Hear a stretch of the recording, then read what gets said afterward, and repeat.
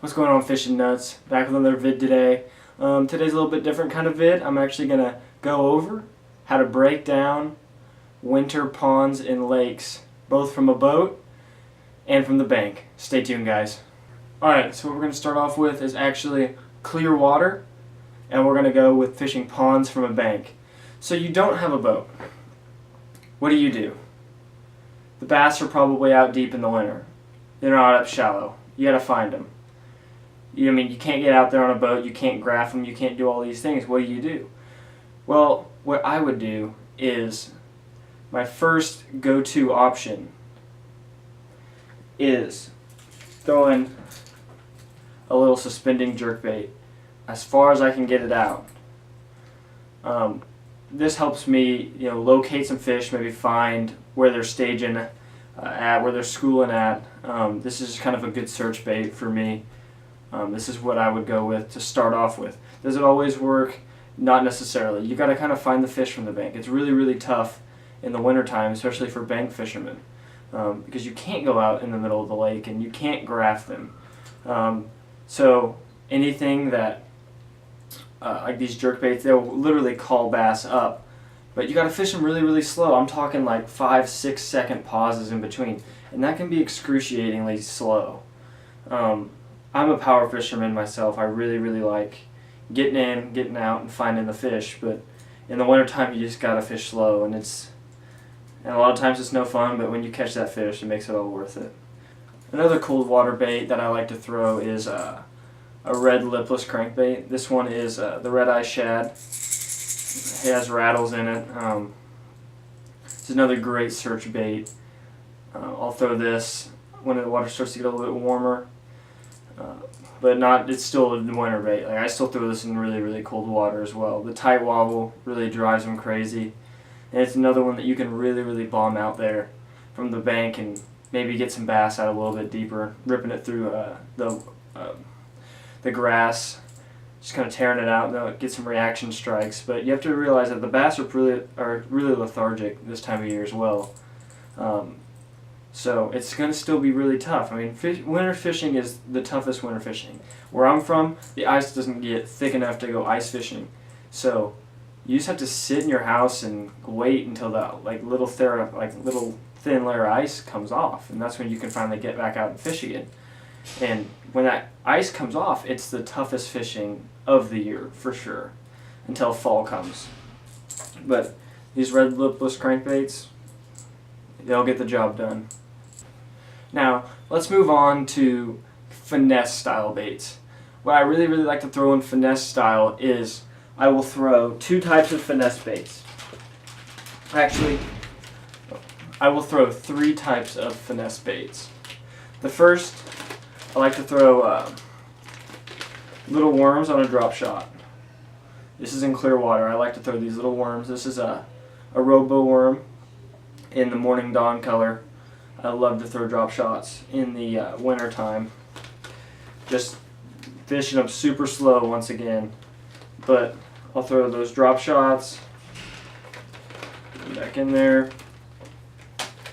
And then another favorite of mine, which I don't really see a lot of people doing, is I'll buy the Zoom Baby Brush Hog, which just looks like that. And I'll put it on a shaky head and just scoot it along the bottom. It is a killer for winter bass.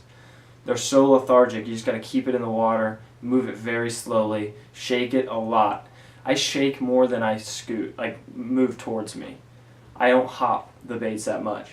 What I will do is I'll just throw it out there and shake it in place for a while, and barely move it towards me, and then shake it in place for a while. Very, very slow presentations, but these will drive them absolutely crazy on a shaky head. It's one of my favorite presentations this time of year.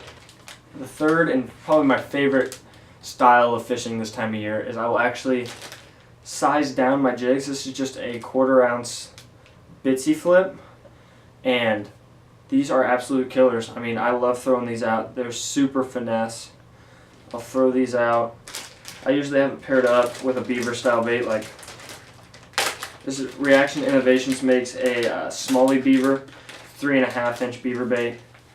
And you just kind of match up the colors. That matches about perfect. This is the Donkey Punch color. Very, very effective in that cold water situations.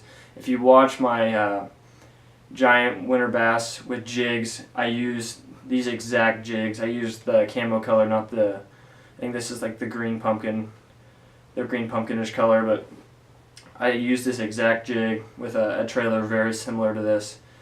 And the water is cold, and you can really just throw them out and shake them, and they are absolute killers for bass this time of year. You know, this is also a very effective rig around rocks. This is where I'll throw into riprap. Yeah, you'll lose a lot of them, I'll be honest. You get them stuck a lot. But they are also one of the most effective baits fishing around rocks in brush. Moving on to lightly stained water. What do I like to throw in lightly stained water? Well, I like to throw jerkbaits still. And not when it gets super dark. When it's chocolate milk, I do not throw a jerkbait, because jerkbaits are very, very sight-related baits. The fish really have to see them to be enticed by them. And you're fishing in chocolate milk, you're going to have lots of flash, so I'm really not going to feel these very much. So I really don't throw them in like dark water, but if it's a light stain, I'll throw like one with a little bit of flash. This one has actually been eaten up alive. It has all those marks on it from bass. This is probably what was my favorite jerkbait. I don't throw it anymore just because it's so torn up, but it's definitely one of my favorites. I'll buy more of these. This is the Lucky Craft Pointer SP Minnow in the 78 size. A little bit, I downsize sometimes when they're really, really lethargic and I don't think they're eating huge bait fish yet. I'll actually downsize to a 78 size opposed from a 110 size, like what that Spro was. But just going back to like the basics, I mean, if you have like really, really dirty water, you can still throw those jigs. I mean, I love throwing the Finesse jigs, and what I'll do is I'll just throw some black and blue instead of the green pumpkin color, and that's really, really an effective tool from what I use. And then if I'm fishing from a boat, let's say in clear water, I'll drop the drop shot straight down into the brush. I'll just graph until I find either an isolated rock or a brush pile or something like that, and I'll actually just drop that drop shot straight in there and just shake it. Because I know those bass are staged up on those little off points, like on the rock out in the middle. If you find something that's just a little bit different on the bottom, those bass are on it. I can almost guarantee. I mean, just use your electronics and drop that drop shot straight down and just shake it. And you know, that's an absolute killer, you know. You find wood, you throw that, just pitch a jig into it.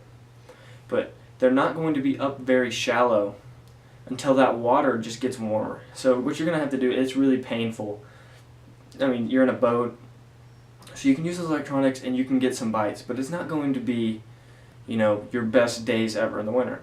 I mean, I say that and it could be, you know, but the point is the bass are lethargic and they're not going to eat as much as they will, you know, once the water warms up.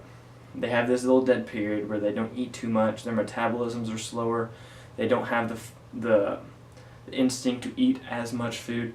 And another tip that I would say was, look when you catch a bass, if you catch it on a worm, let's say, look at its crush plate. By crush plate I mean like where the grit is. What color is it? If it's really red, what that tells me is that they're probably eating craws more than anything. And to switch up my bait to a craw style bait. And I've done that so many times, and what that does is it helps you put a presentation in front of those bass that they really want to eat. And it's just all about solving the puzzle in the winter. It's just a tougher puzzle than, let's say, the fall, where they eat just about anything. You just have to solve that puzzle.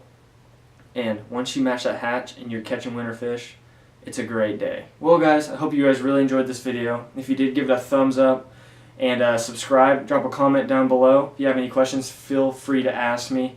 I'll be making another video for this weekend and probably another one in the middle of the week. How I'm going to start laying out my videos is a fishing video and then more of a tip style video throughout the week.